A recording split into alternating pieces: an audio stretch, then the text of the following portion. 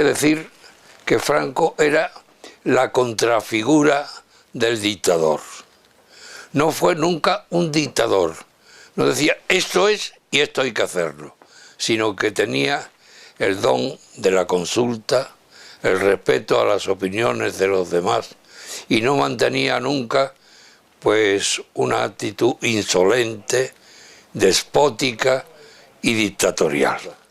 Encontró una España desdichada que estaba además rota por los separatismos, por los partidos políticos y por un régimen que no acertaba a integrar una opinión nacional o un deseo nacional de superación.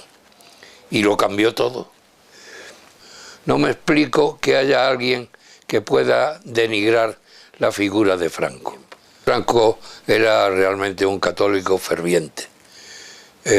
Yo sé que en momentos muy difíciles de su vida, que los hubo, aunque los demás no tuviéramos conciencia de ello, él se retiraba a su capilla y oraba profundamente. Franco era la moderación, Franco era la prudencia, Franco era la tranquilidad frente al caos, el orden y la disciplina frente al desorden. Franco era realmente un militar.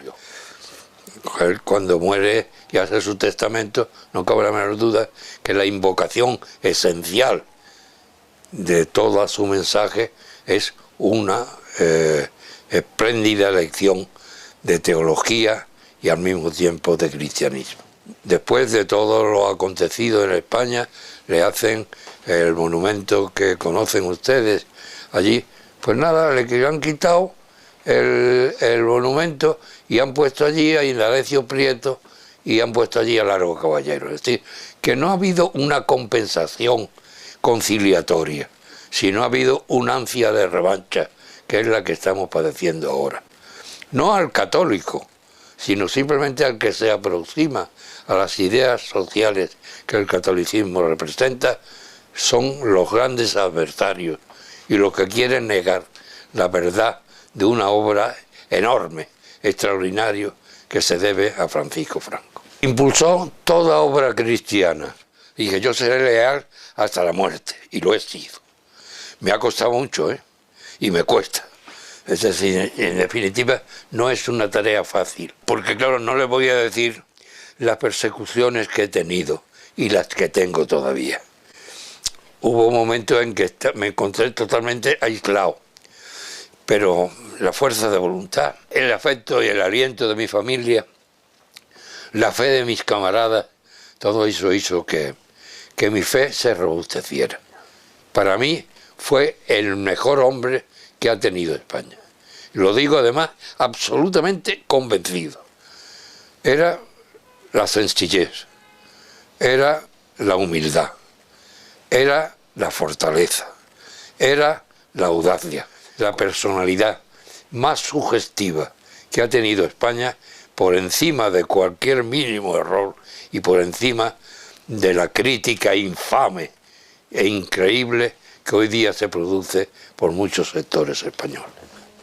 Y sobre todo el sentido social que tuvo el régimen de Franco. Eso no lo podrá discutir nadie.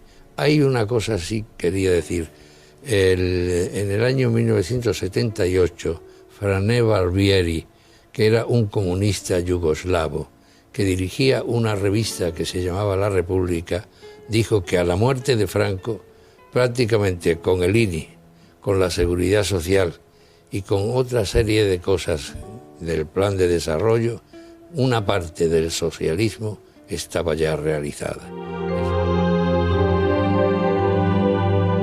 Unos le odiaban y le temían, y aun habiendo transcurrido 3 décadas, hay quien le sigue odiando, y otros le querían y le respetaban. Y también hay quien le añora, pero para los que nos gusta la historia, simplemente es eso, historia. Y de aquel día frío de invierno, en el que los canteros de la Sierra de Guadarrama deslizaban esta losa de granito sobre rodillos de hierro y tapaban el lugar donde descansa el que fue el que dirigió los destinos de España cerca de 40 años. En esta lápida solamente rezan 2 palabras: Francisco Franco.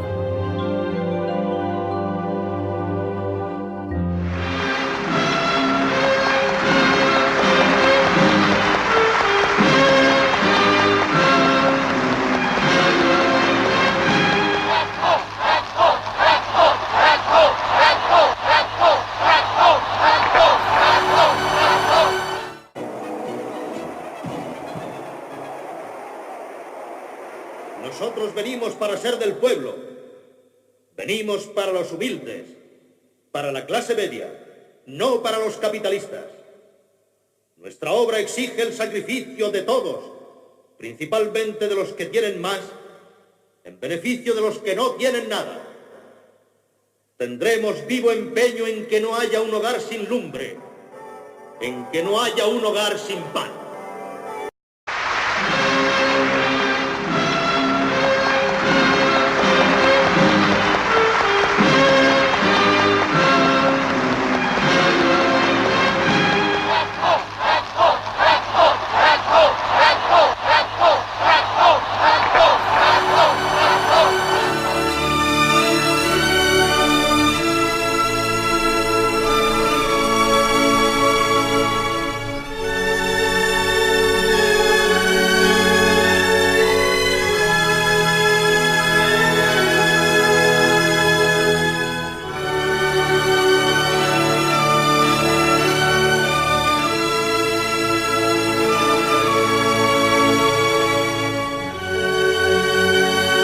Primero, desde luego, no es ningún mausoleo a Franco, que nunca previó, no tenía previsto ser enterrado allí, empezando por ahí.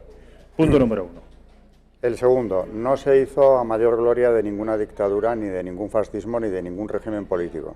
Se hizo precisamente como un lugar para conmemorar y recordar lo que había sido la guerra civil y servir no solo para honrar a los muertos de los dos bandos, sino para recordar a los españoles lo que había sido aquello. Allí están enterrados gente de los dos bandos, en un número muy parecido, por cierto. O sea que lo que tiene de positivo y de distinto en relación con otros monumentos parecidos es que es un lugar de concordia, por más que se hayan empeñado en presentarlo de otro modo. Y el que no lo sepa, que se vaya a los decretos fundacionales del Valle, y ahí está dicho expresamente por el propio Franco, que firma el decreto por el que se constituye la fundación de la Santa Cruz del Valle de los Caídos. El New York Times publica, el día de la inauguración del Valle de Madrid, que Franco tendía al bando derrotado el ramo de olivo. O sea que no había ninguna duda al respecto. Ha sido después, mucho después, cuando a base de manipular la realidad histórica han llegado a construir este mito que ya parece consolidado, pero que es un auténtico mito intencionado, desde luego, que no tiene la menor base. Así. A José Antonio lo llevaron allí cuando se inauguró el monumento. Franco no tenía previsto, insisto, enterrarse allí. Eso fue un decreto que firmó el rey, precisamente Juan Carlos I, en los primeros momentos de su reinado. Esos reconocen que habían tenido que cumplimentar una instancia solicitando su traslado al Valle de los Caídos. ¿Por qué pedían ir allí? Pues evidentemente porque las ventajas eran enormes. En primer lugar, lo que yo me he encontrado, entre otras cosas, en el archivo, es que cobraba lo mismo un preso libre que un trabajador penado. Porque allí hubo mitad y mitad. Hubo algunas épocas en las que había incluso más libres que penados. Es más, de 20 años que duraron las obras, presos solamente trabajaron allí durante 7, es decir, menos de la mitad de los años que duró la obra. Empiezan en el 40, en el 43 ya van los primeros presos, y en el 50 no hay presos porque se ha indultado ya a los últimos que quedaban ahí. O sea que vamos a desmitificar, hay muchos más libres que penados en el Valle. Primero, cobrar lo mismo, que no está mal, que cualquier trabajador del ramo correspondiente, porque había un fichero según la formación profesional o la trayectoria de los presos. Entonces, según las necesidades de las obras, se iban colocando más o menos de un ramo o de otro, ¿no? Cobraban lo mismo. Empezaron redimiendo 2 días. ¿Por cada día trabajado? Por cada día trabajado, y acabaron redimiendo 6.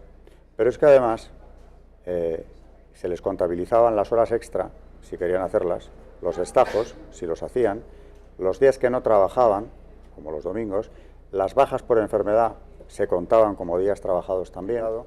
Pero si ya hablamos de ventajas, está, por ejemplo, el poder llevar a las familias. En el Valle hubo unos destacamentos penales, unos poblados, donde vivían los presos, los libres, y en muchas ocasiones las familias de presos y de libres, donde, por cierto, no hubo el menor roce entre ellos.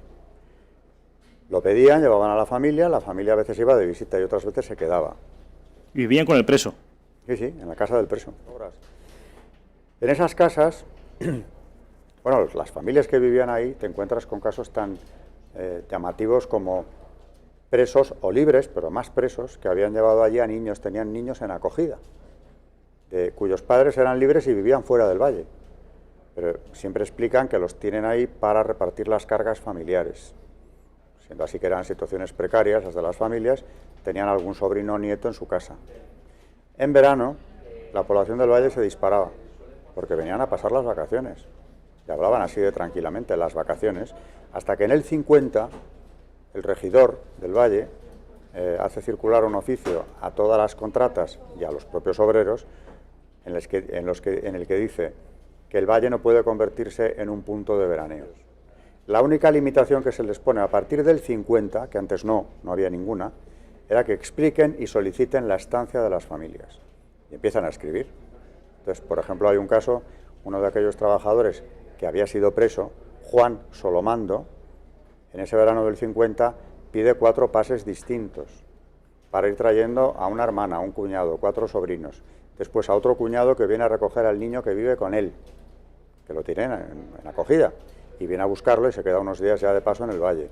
Y después de haber pasado por ahí 3 grupos distintos, ya en septiembre pide también la estancia de su suegra, que también se le concede. Al acabar la guerra se forman unas comisiones de revisión de sentencia, para revisarlas de los consejos de guerra. Y por esas comisiones quedan conmutadas la friolera de 16.300 penas de muerte, que no se van a cumplir, y se convierten en la pena inferior en grado, 30 años de prisión. De esos 30 años, que son los que empiezan a llegar al valle, todos con delitos de sangre, yo no he visto ninguno que tuviera 30 años de cárcel que no tenga delitos de sangre, y no estoy hablando de muertos en combate en la guerra, por supuesto no me refiero a eso. De retaguardia. La retaguardia. Y ahí están los consejos de guerra, que también he publicado en mi libro alguno de ellos. Algunos de estos presos tenían 2 penas de muerte y más, por lo que habían hecho en retaguardia. Bueno, pues de esos 30 años que les habían caído y venían de penas de muerte, algunos en 6, 5 años habían redimido la condena. Y en el 50, el arquitecto Diego Méndez ya le pide a Franco que aquellos últimos presos que aún había en el valle sean indultados, porque eran pocos y tampoco tenía sentido. Y Franco dice que adelante. La historia es que muchos de estos, siendo libres, se quedan allí y siguen trabajando hasta que ya no había absolutamente nada que hacer. Ninguno fue allí forzado. No hubo trabajos forzados, no hubo esclavos, no hubo nadie que no trabajara cobrando, pero a los presos y a los libres, por supuesto, pero no hubo ningún preso que no cobrara, no hubo ninguno que no redujera su condena.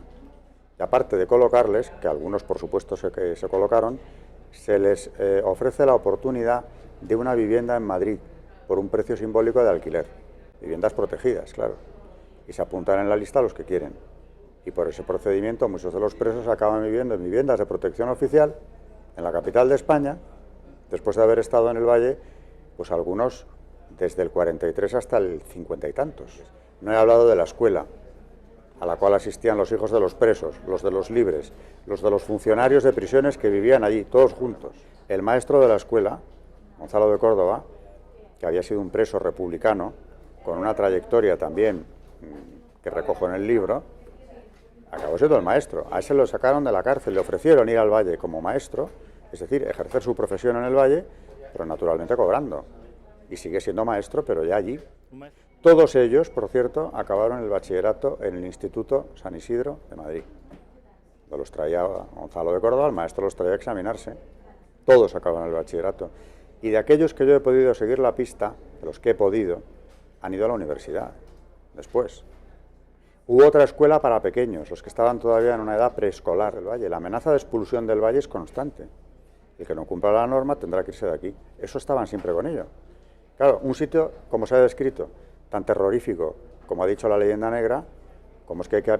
¿Usted se imagina que hubiera en Auschwitz la amenaza de sacarte de allí si no te portabas bien? Sí. Hombre, vivienda a salirte, la familia viviendo contigo, una escuela gratuita y obligatoria, bachilleres, muchos niños que en aquella España todavía no hubieran sido bachilleres, de ningún modo. Trabajos, muchos de ellos los primeros trabajos en el valle mismo. Muertos en la obra, que se habla de hasta miles de muertos, en 20 años de obras, la cifra yo dudo entre 2, y ahora digo por qué. 14, en 20 años, 14 muertos, o bien 18. El doctor Lausín era otro preso. Era un médico que había sido republicano, que perteneció al Comité Rojo de Aravaca, pueblo en el que pasaron verdaderas atrocidades aquí en la Guerra Civil, y que al acabar la guerra también llega al Valle con una pena máxima, que la redime allí. Allí se llevó a su familia también. Y es él quien, ya muerto Franco, le da ese dato al autor de este libro que mencionaba yo antes, a su hijo.